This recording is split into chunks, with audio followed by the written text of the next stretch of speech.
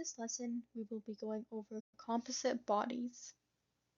Let's look at the learning outcomes. First, we want to figure out the centroid of a shape without using integrals and learn how to use the procedure to solve composite body problems. Much of what civil engineers deal with can be described as composite bodies. It's a series of connected simpler shaped bodies such as rectangles, triangles, and circles, and this helps the body to be divided into simple shapes that have known centroids. This helps eliminate the need for integration. For example, let's say we have a shape that is composed of a rectangle and a triangle. We can find the centroid of the rectangle and the centroid of the triangle, then average them out to get the centroid of the entire shape.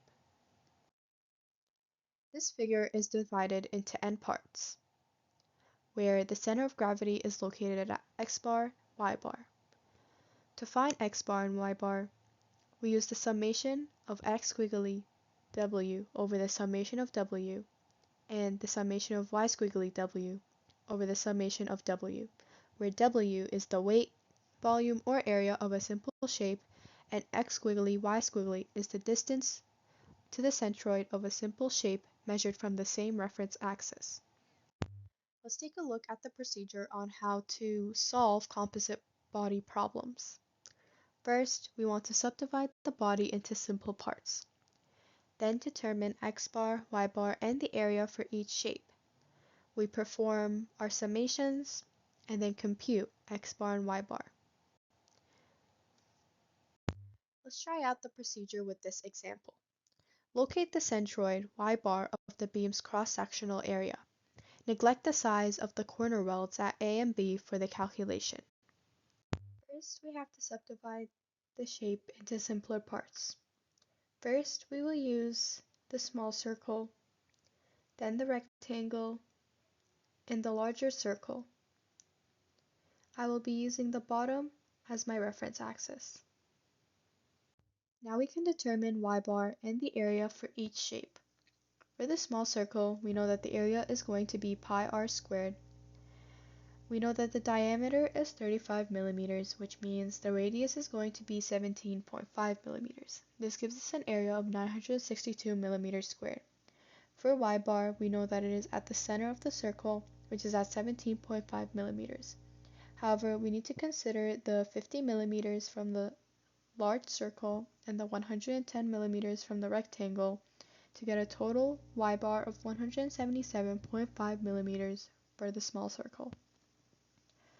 For the rectangle, the area will be length times width, which will be 1,650 millimeters squared.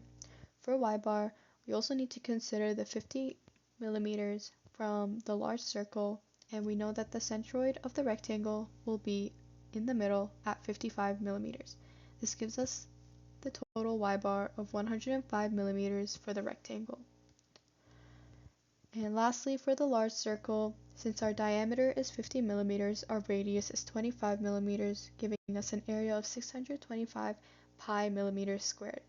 Our y bar will be 25 millimeters. Now we will perform our summations. Y bar of the entire shape will equal to the summation of each y bar multiplied by each area divided by the summation of each area.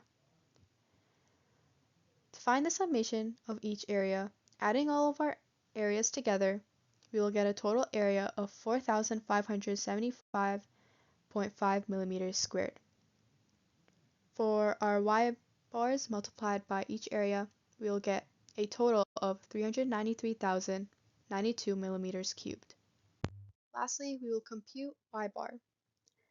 Using our answers from the previous slide, we will divide them to find our y bar. This will give us an answer of 85.9 millimeters. Therefore, y bar is equal to 85.9 millimeters. To summarize this problem, using the area and the y bar of each shape, we can use the summations to find y bar for the entire shape.